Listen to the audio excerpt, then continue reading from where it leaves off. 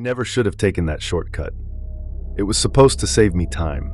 A small, winding path through the dense forest behind my grandfather's old cabin. It had been years since I last walked those woods, and something in my gut told me not to go. But the sky was darkening fast, and the main road would have taken an extra hour to walk back home. The first few minutes were quiet, aside from the occasional rustling leaves and the distant hoot of an owl. My phone had no signal, but I wasn't worried. I knew the way, at least I thought I did. Then I heard it, a whisper.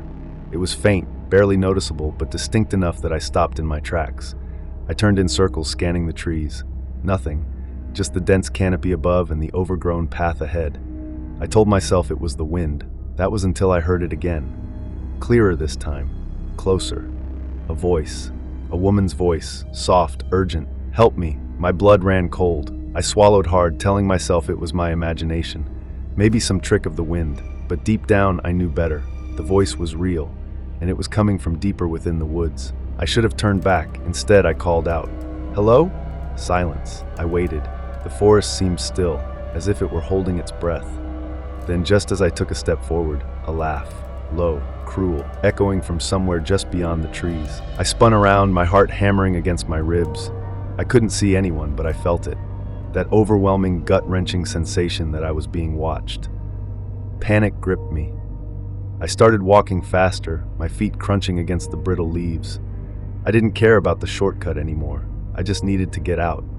But the faster I walked, the more the forest seemed to close in. The trees loomed taller, their branches stretching like skeletal fingers. The air was thick, heavy with an unnatural stillness.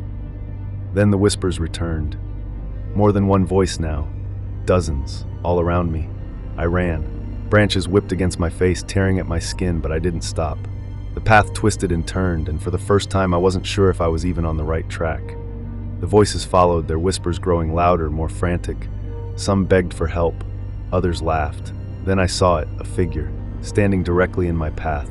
A woman in a tattered white dress, her face obscured by a curtain of long, matted hair. She stood motionless, her body unnaturally rigid. I skidded to a stop, my breath caught in my throat. Every instinct screamed at me to run, but my legs wouldn't move. Then she raised her head. Her eyes, if they could even be called that, were hollow, black voids, empty, yet filled with something ancient, something hungry. She smiled. A sharp, unnatural grin that stretched too far, revealing jagged, yellowed teeth. Then she moved. Not like a person, not like anything human. One second, she was standing still. The next, she was inches from my face. I screamed. I don't remember running. I don't remember how I got out. The next thing I knew, I was stumbling onto the main road, gasping for air, drenched in sweat. The voices had stopped. The woman was gone. But I knew she was still out there, waiting, listening. And now, when the wind blows through the trees at night, I still hear them. The whispers, calling my name. I barely slept that night. Every time I closed my eyes, I saw her face, the hollow eyes, the grin that stretched too far, the way she moved, too fast, too unnatural. The next morning, I convinced myself it had been my imagination, a trick of the dark, exhaustion, and paranoia, but I couldn't shake the feeling that I had brought something back with me, something that didn't belong in the world of the living. It started with small things. My bedroom door creaking open in the middle of the night, even though I knew I had closed it. The sound of soft whispers just beyond my window, though no one was outside. The feeling of something watching me, just out of sight. Then, one night, I woke up to the sound of laughter, low, cruel, coming from the corner of my room. I didn't want to look. I didn't want to see her again, but I had to. Slowly, I turned my head. She was there, standing in the shadows just beyond the reach of the moonlight streaming through my window. Her body stiff, her head tilted at an unnatural angle. Then she whispered, not words this time, just laughter. Slowly she began to move, closer, closer. I couldn't move, I couldn't breathe. My body was frozen in place, my mind screaming for me to run. Just before she reached my bed, she stopped, and then she disappeared. Vanished into thin air as if she had never been there at all. But I knew she was, and I knew she would come back. I left the house the next day. Packed a bag and drove as far as I could, hoping that distance would save me. It didn't. The whispers followed. They always do. The town of Black Hollow had always been shrouded in mystery. Nestled deep in the heart of a dense, ancient forest, it was the kind of place where people locked their doors at sunset and refused to speak of the strange things that lurked beyond the trees. Outsiders who stumbled into Black Hollow often left with unsettling tales, if they left at all. On the outskirts of town stood an abandoned house, its wooden frame warped with age and neglect. It was known as the Hollow House, and no one dared to go near it.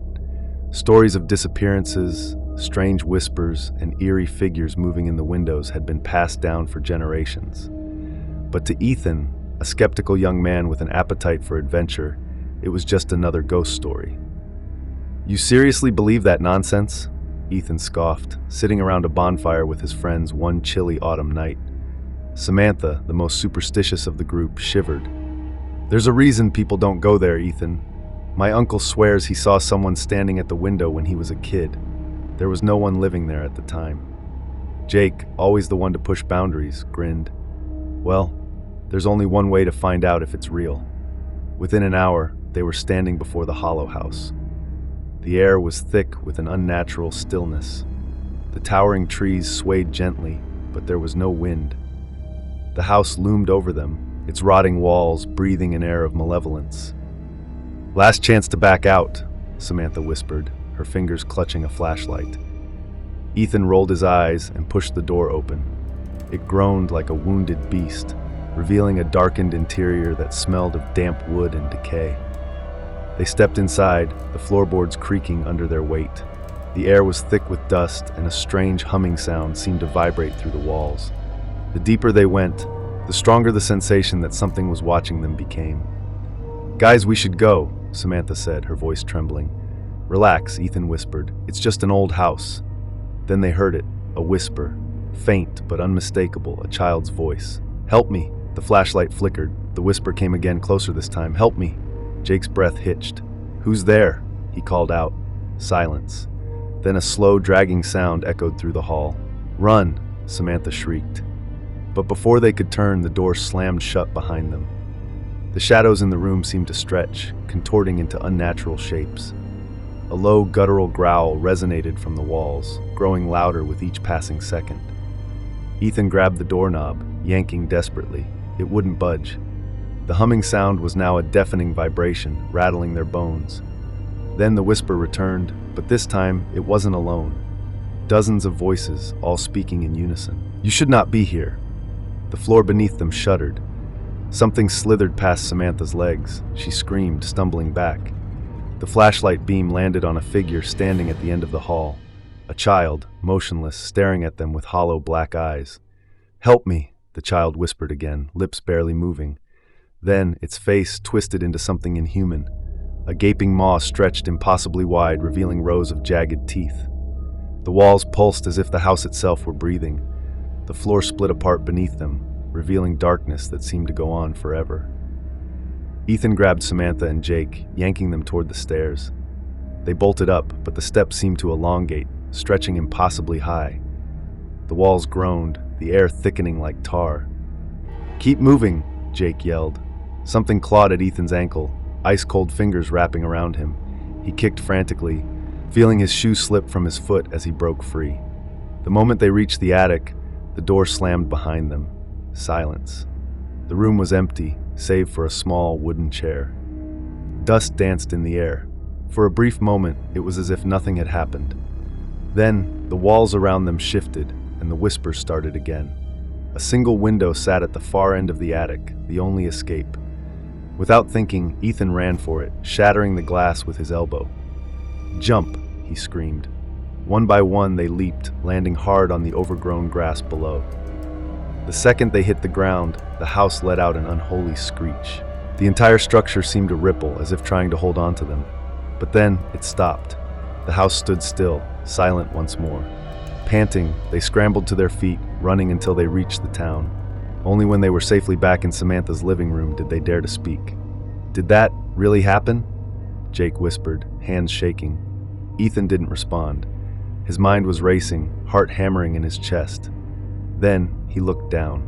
His shoe, the one he had lost in the house. It was back on his foot, but covered in dirt. and tucked inside, barely visible, was a single scrap of paper with one word scrawled in blood-red ink. "Run!" The lights in the room flickered, and then the whisper returned.